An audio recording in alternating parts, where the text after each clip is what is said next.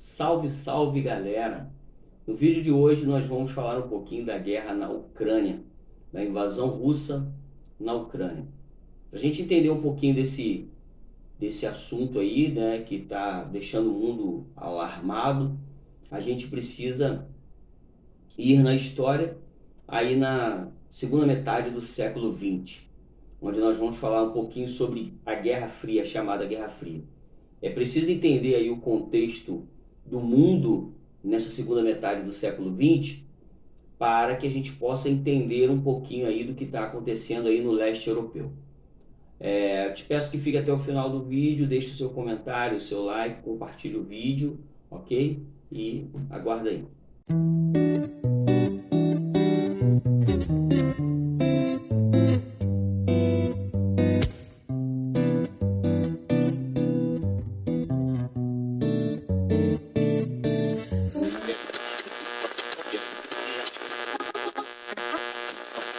A Ucrânia, ela fazia parte da chamada União Soviética, a União das Repúblicas Socialistas Soviéticas.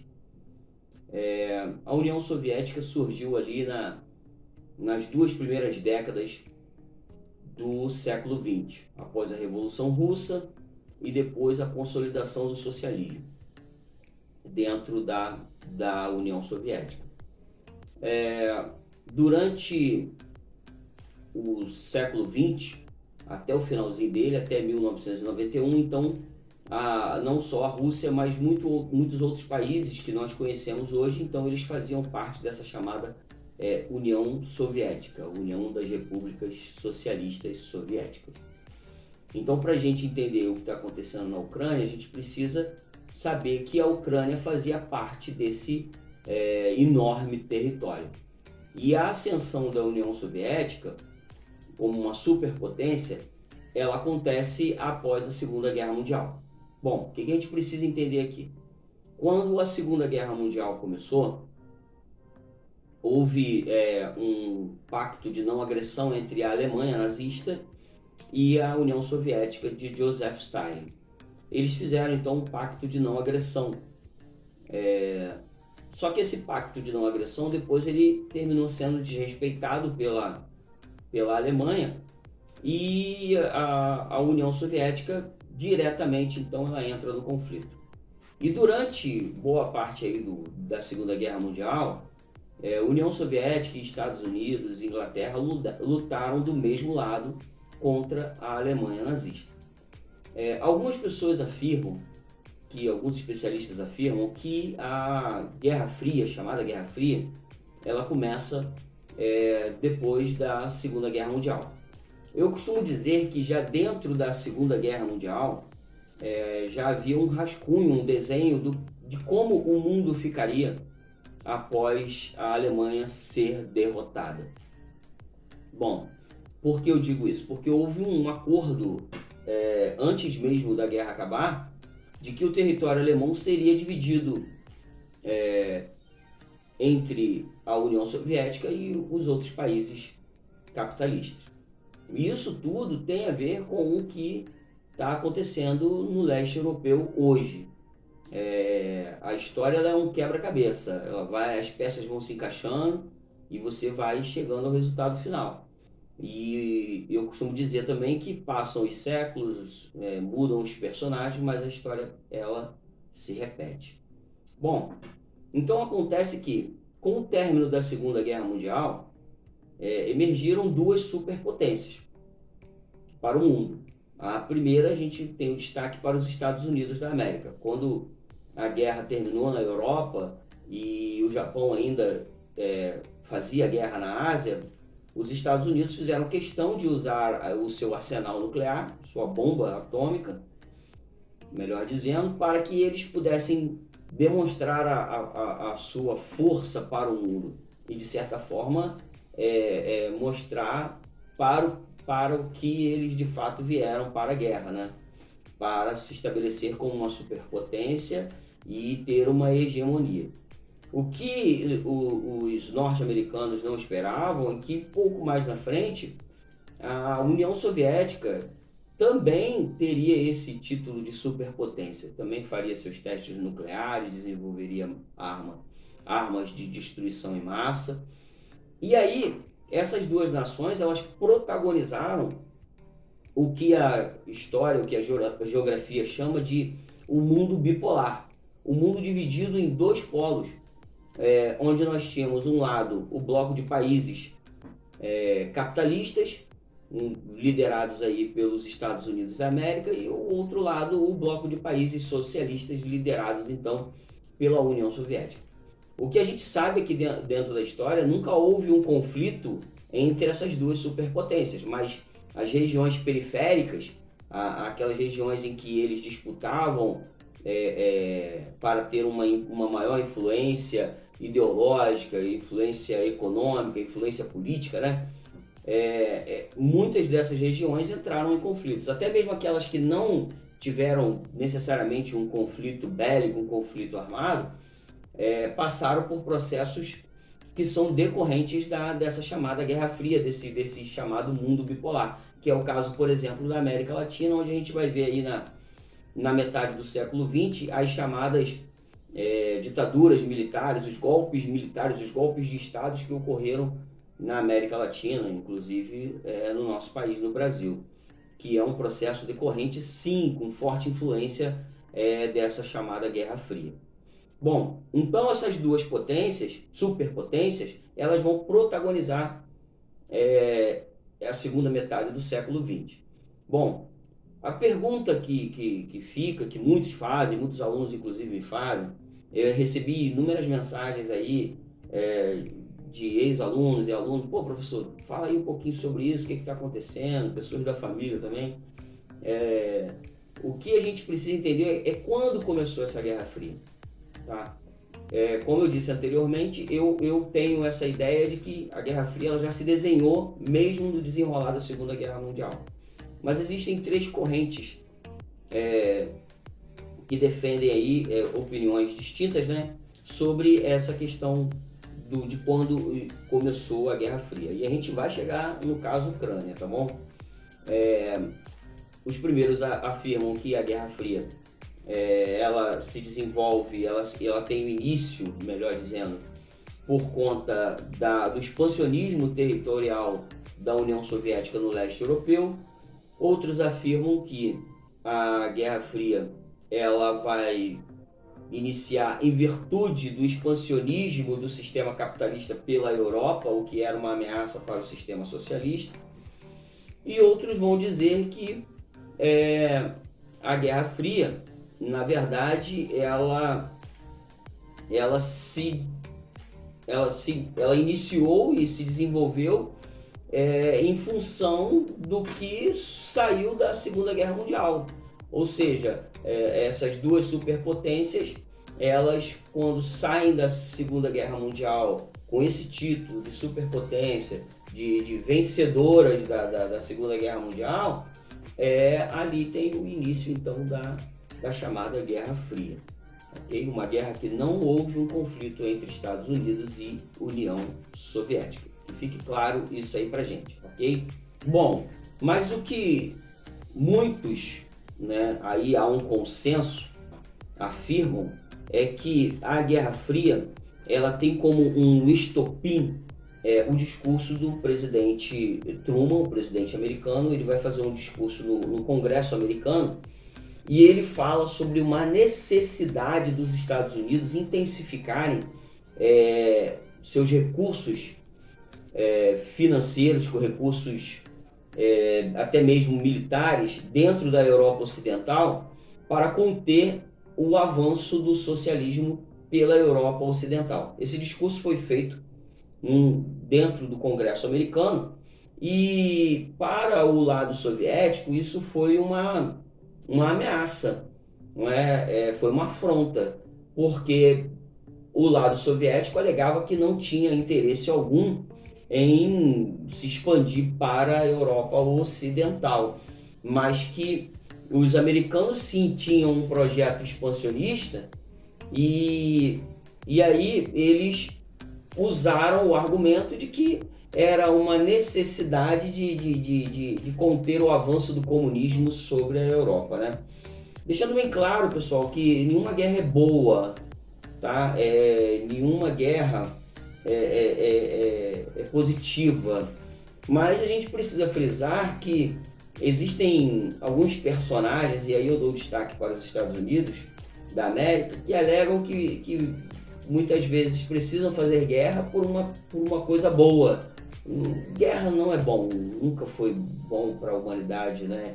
Então é preciso frisar isso aí, que os soviéticos eles vão usar o argumento de que os americanos estão acusando eles de um expansionismo para que eles mesmos pudessem se expandir ali, né? Expandir seu sistema dentro da Europa Ocidental. E o que era essa expansão? Então, a partir desse discurso do presidente Harry Truman, inicia então a chamada dentro da história aquilo que a gente chama de que a doutrina Truman, que era investir enormes quantias de dólares dentro da Europa para a reconstrução da Europa, tendo em vista que a Europa foi o palco principal da Segunda Guerra Mundial, e em contrapartida eles vão ali impedir o avanço, né, do sistema, da ideologia comunista pela Europa Ocidental. E de certa forma eles vão ganhar ali aquele mercado consumidor de alguma forma. Então a Europa estava nas mãos ali dos Estados Unidos da América, ok? Então que fique claro que há um consenso de que a Guerra Fria ela tem como estopim esse discurso aí do Harry Truman. Bom, pouco tempo depois desse discurso, vão surgir duas instituições emblemáticas do contexto da Guerra Fria, que mais recentemente a gente está vendo aí uma delas sendo falada o tempo todo, e a outra não se fala mais, porque ela não existe, que é o caso da OTAN e do Pacto de Varsóvia, que são duas alianças militares, tá ok? Bom, a OTAN ela foi criada em 1949 e o Pacto de Varsóvia em 1955. A OTAN significa a Organização do Tratado do Atlântico Norte. O que essas duas alianças militares, basicamente elas queriam dizer? A OTAN quer dizer até hoje, né? Em caso de uma guerra, de uma agressão a um dos membros dessa aliança militar, os outros países são obrigados a entrar em defesa dele, em ajudá-lo de alguma forma. E aí a OTAN, liderada pelos Estados Unidos, e o Pacto de Varsóvia pela União Soviética. E aí formou-se então essas duas alianças militares, uma que representava o bloco capitalista e a outra que representava o bloco socialista.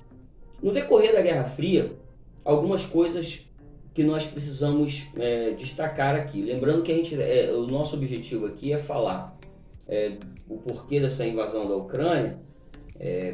Basicamente, óbvio que tem outros motivos além do que eu vou citar aqui, mas também relembrarmos um pouco a história, porque eu sempre digo isso, não adianta a gente pegar um fato e dele em diante, a gente tem que voltar um pouquinho a fita para a gente poder contextualizar. Então, assim, depois então da criação dessas alianças militares, muitas coisas vão se desenrolar na segunda metade do século XX. Por exemplo, a construção do Muro de Berlim, a divisão da Alemanha em duas Alemanhas, a Alemanha Oriental, a Alemanha Ocidental. Lembrando a vocês que essa divisão já tinha sido desenhada ainda durante a Segunda Guerra Mundial, quando Estados Unidos, Inglaterra e União Soviética se reúnem, né? E ali eles decidem como eles vão atacar a Alemanha nazista, como eles vão derrotar a Alemanha nazista e como que a Alemanha ficaria após ser derrotada. Então, essa divisão da Alemanha já estava pré-estabelecida na Conferência de Teherã e de Potsdam. Eles vão deixar isso aí bem claro, de que a Alemanha vai ser dividida em áreas de influência. Uma grande parte com a União Soviética e a outra parte dividida entre Estados Unidos, Inglaterra e França. Um lado praticando o capitalismo e o outro o socialismo, a Alemanha Oriental e a Alemanha ocidental. E aí, além da questão da Alemanha, da divisão da Alemanha, da construção do Muro de Berlim, porque a construção do Muro de Berlim que dividia Berlim era um símbolo da divisão do mundo em dois polos. Era o símbolo desse mundo bipolar. E os outros países que não necessariamente estavam dentro de uma dessas alianças, eles precisavam se posicionar de que lado eles estariam. E a gente pode até mais na frente falar do caso Brasil, quando ocorre o golpe de 64 no Brasil, como isso daí tem a ver com a chamada Guerra Fria, com essa divisão. Mas aí cenas de um outro vídeo, de um próximo episódio aí. Bom, houve então uma corrida armamentista, eles vão produzir armas de destruição em massa, União Soviética, Estados Unidos e seus aliados cooperando de alguma forma. Eles vão produzir mísseis de longo alcance, eles vão disputar o espaço. Então foi uma guerra em todos os extremos, né? E uma coisa também que a gente precisa frisar é que a propaganda ela foi muito utilizada no período da Guerra Fria para que um dos lados principalmente fosse demonizado como ruim, como péssimo, como uma ameaça para a humanidade. Acontece que no desenrolar da segunda metade do século XX, o que a gente vai ver é um enfraquecimento do sistema socialista por diversos fatores. Alguns deles, eu vou citar aqui dois. Primeiro, vários escândalos de corrupção, gerando uma enorme insatisfação do povo soviético, com a má administração dos recursos públicos, por exemplo. E o outro é que se investiu muito do lado soviético, se investiu muito na indústria bélica e o país, aquele conglomerado ali de países socialistas, em especial ali, né, o que a gente conhece hoje, que a gente chama hoje de Rússia, foi ficando para trás se comparado a países menores, de menores expressão, até territorial, dentro da Europa. E não só territorial, mas também em riquezas. Então, um país com vários recursos energéticos, um país com uma riqueza muito vasta, a Rússia, ela foi ficando para trás nesse período aí da segunda metade do século XX, e aí o auge da sua crise vem aí na década de 70, 80, porque se investiu muito em corrida espacial, em armas de destruição em massa, na indústria bélica, e o povo em si foi sendo afetado com essa falta de investimento na indústria de base, por exemplo. Então, uma pressão muito grande da população sobre o governo, que se envolvia em escândalos dos governantes que se envolviam em escândalos de corrupção, foi cada vez mais enfraquecendo. Paralelamente a isso, alguns países membros do bloco socialista, vendo esse enfraquecimento do sistema, foram buscando a sua independência do sistema socialista, ok? Então, a gente começa a enxergar que o sistema socialista estava prestes a ruir. E aí você vem a década de 80, com a eleição aí de Ronald Reagan, com a Margaret Thatcher na Inglaterra, fortalecendo aí o neoliberalismo. Então aquela cortina de ferro do leste europeu começa a cair, ok? Porque o sistema ele não vai se sustentar mais, e aí lentamente alguns países vão deixando de fazer parte do bloco socialista. E aí um dos países, a Ucrânia, que está ali no leste europeu, que fazia parte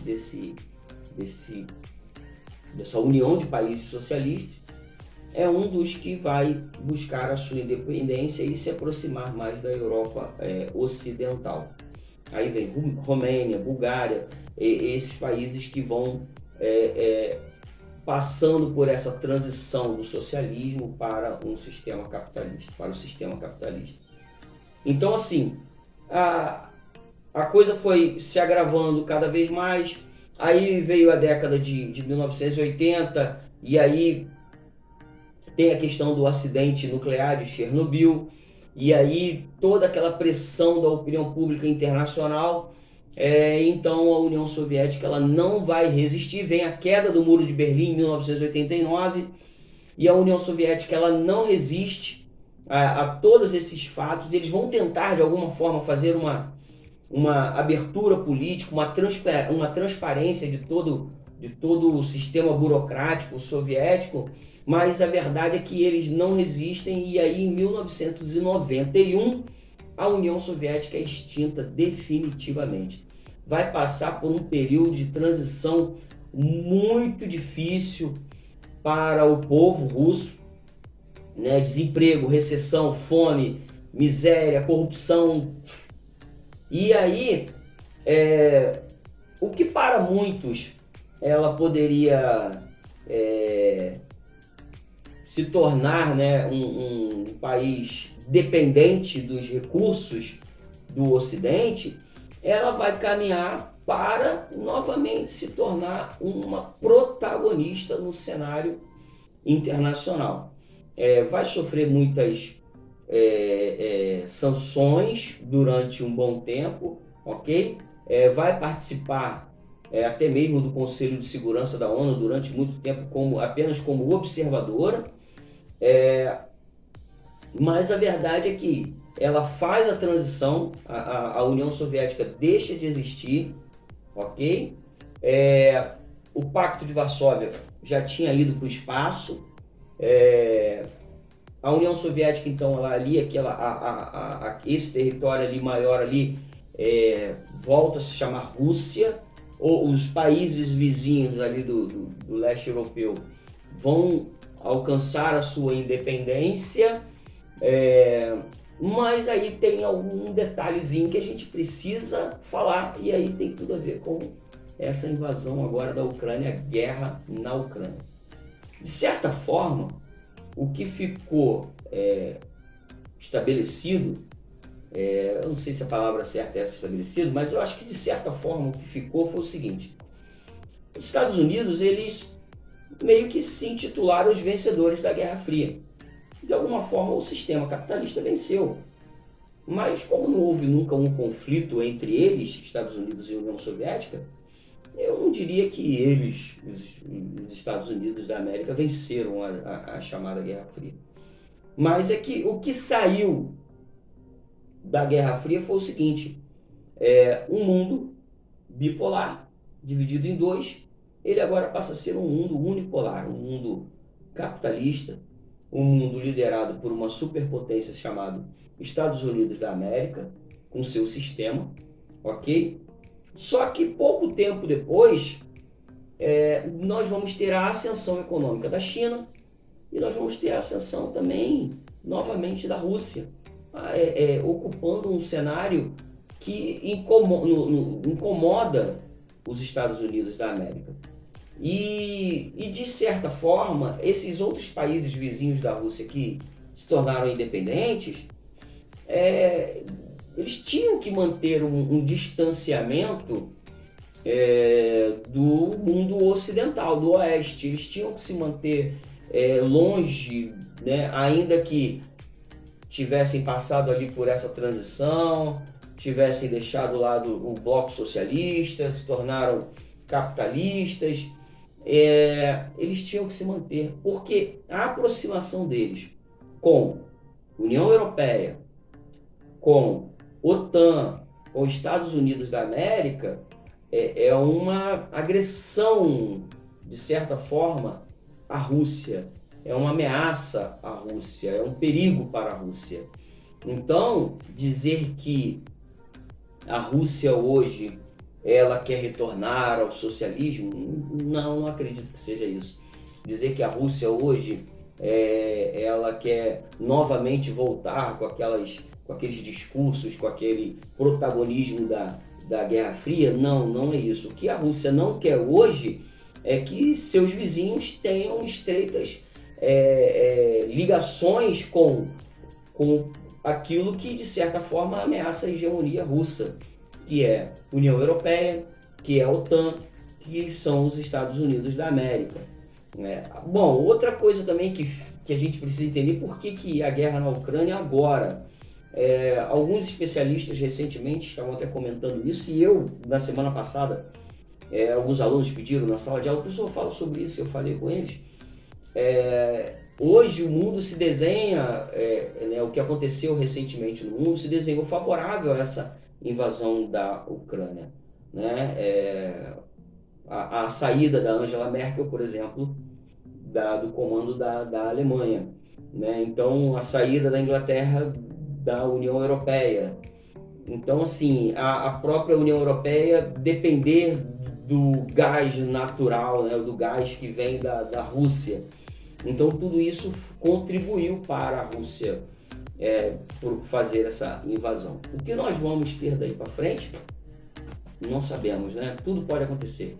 Pode haver uma rendição dos ucranianos, a Rússia pode retroceder, o que eu acho pouco provável, eu acho até que eles estão segurando a mão. Pode haver uma reação militar do Oeste, tudo pode acontecer, mas o que a gente espera mesmo é que haja paz, porque nenhuma guerra é boa, beleza? E é isso para hoje, galera. Uma explicação do que está acontecendo ali no leste europeu, que durante muito tempo esse leste europeu foi chamado de a cortina de ferro intransponível, né? Assim disse Churchill, o primeiro-ministro inglês, né? Se referindo ao leste europeu, ele disse que ali era uma verdadeira cortina de ferro, que o sistema capitalista não conseguia entrar ali, não conseguia penetrar. Então, como o sistema socialista ele ruiu, e esses países do leste europeu começaram a fazer parte da União Europeia, da OTAN, a Rússia começou a se sentir ameaçada de alguma forma, ok? Até porque você não vê bases militares russas no México nem no Canadá, né? Então, isso é uma ameaça para os russos. Não estamos aqui defendendo Rússia, muito pelo contrário, né? A guerra não está sendo boa para ninguém. Como os alunos perguntaram, professor, e aí? E a gente aqui, será que a gente vai ser afetado? Sim, com certeza seremos afetados, sim, na economia principalmente, que vai subir o valor do barril de petróleo, vai subir o valor do trigo, enfim, a gente vai ser afetado sim, com certeza. Mas possamos aí torcer para um final melhor, né, do que esse que está se desenhando lá. Ok, galera? Então, peço a você aí que você deixe o seu like, o seu comentário, que você compartilhe o vídeo e aguarde o próximo. Aquele abraço.